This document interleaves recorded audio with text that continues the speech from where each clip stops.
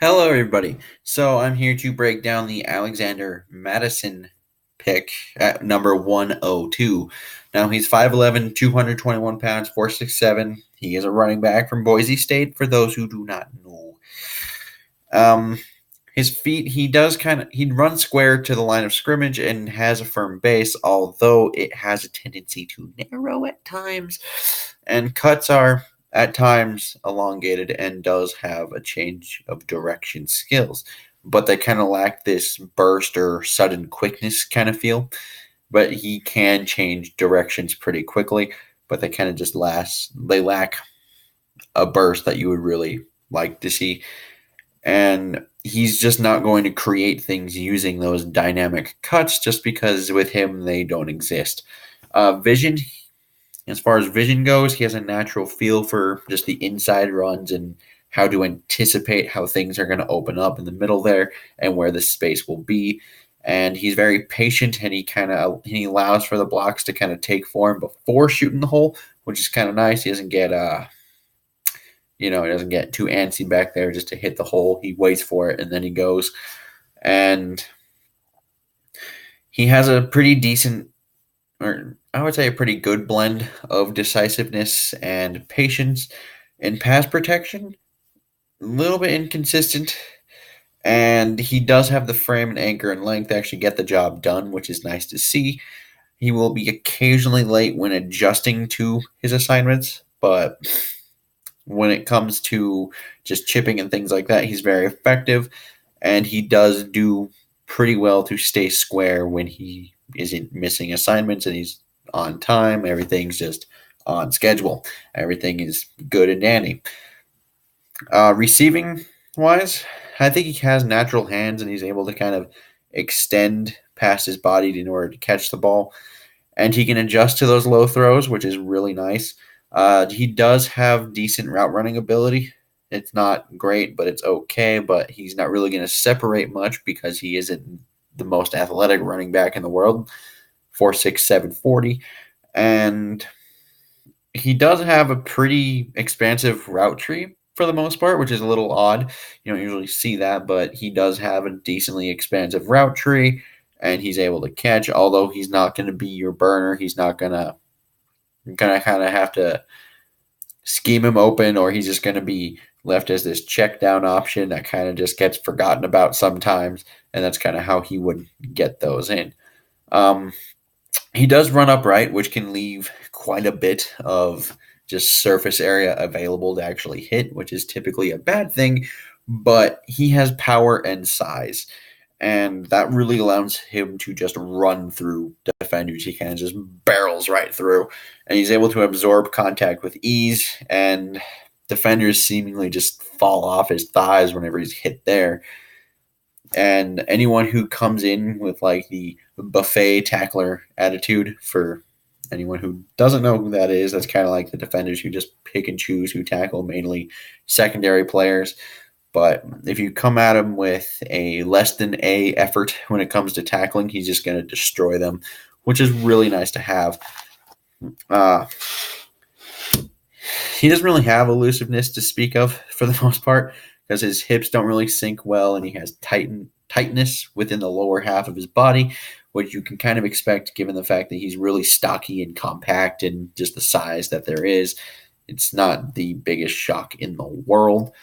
And I wouldn't really call him a fit for the stretch zone running kind of system. And because he's mainly looking just to run over guys and through guys as opposed to making them miss, which is what that one cut kind of zone thing is. His power is his calling card. He will force defenders to make that business decision, so to speak, just completely unfazed by anyone who's just a solo tackler. That doesn't really get to him at all. He's not worried about those guys. He'll just run right through it. And he is capable of sustaining momentum through the contact to actually just fall forward almost every time, and he is wonderful for short yardage situations. He has a knack for converting those short yardage situations along with those goal line ones.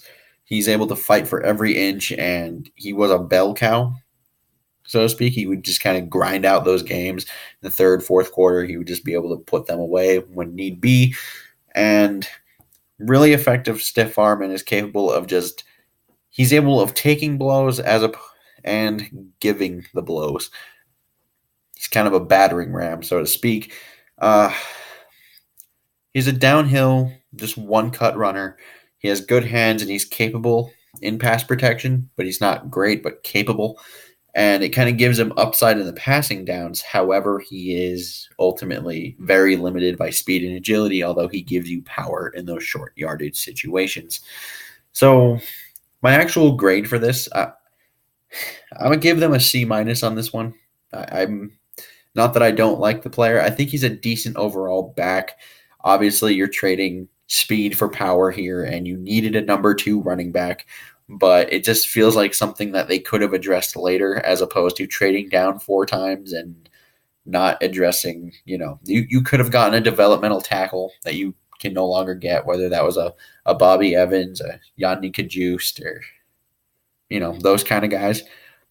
And you just decided to not do that for, I don't know, obviously they have their reasons. I'm not in the room, but, or even just some pass rushers. They passed in Jalen Ferguson a couple times. And it's just a little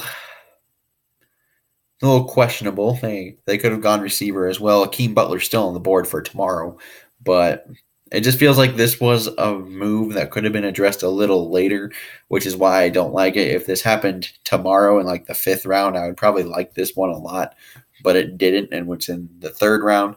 And even though there was a void left by Murray, and they kind of replaced him with a less athletic kind of Murray who doesn't have the veteran experience, I think it's a little questionable that they didn't address some of the things they probably should have with that draft pick. And yeah, and for any of those who wonder what we have tomorrow in terms of the draft picks due to the trade down 4 times from 81 all the way down to 102. So tomorrow we have 1 draft pick in the 4th round at 120. In the 5th, we have 1 at 159. And then we have 4 draft picks in the 6th round at 190, 191, 193, and 204. And in the 7th round, we have 217, 247, and 250. So we have 3 overall draft picks there. And this is one of those times where I think I kind of hated the whole, Rick Spielman needs 10 draft picks, because I feel like we probably could have gotten a more impactful player in the 3rd round still, whether we were sitting at 81 or just traded back to, I guess, 88, even with Detroit, which is a little weird in general. But we ultimately did get a 5th rounder, which is probably something they wanted to do today because they didn't have one coming into today. So they got the 5th rounder, but I don't think we necessarily needed to trade back that many times in order to get it. Just my thought. We still don't know if those picks might be used just to trade up for guys, because it kind of gives them leverage to kind of moving up down the board just in general, because, this is when we start to see maybe some more trades happen, although some might be not as important, but they might be able to trade into the 4th round back in, or into the 5th, higher in the 5th, or if they kind of see a run, they can go get their guy. If there is a guy they kind of like there, because keep in mind, instead of undrafted free agency, they could use those last 2 rounds, those 7 draft picks, just to basically, even if they have an undrafted grade, if you think they're going to be a priority kind of free agent, and in general, because there are some guys who there's a bigger market for after that. So you can just get them then. If you think they're going to be one of those guys and you want them, you basically just claim rights there. I would like to know what you guys think down in the comments below. Until next time, I bid y'all adieu.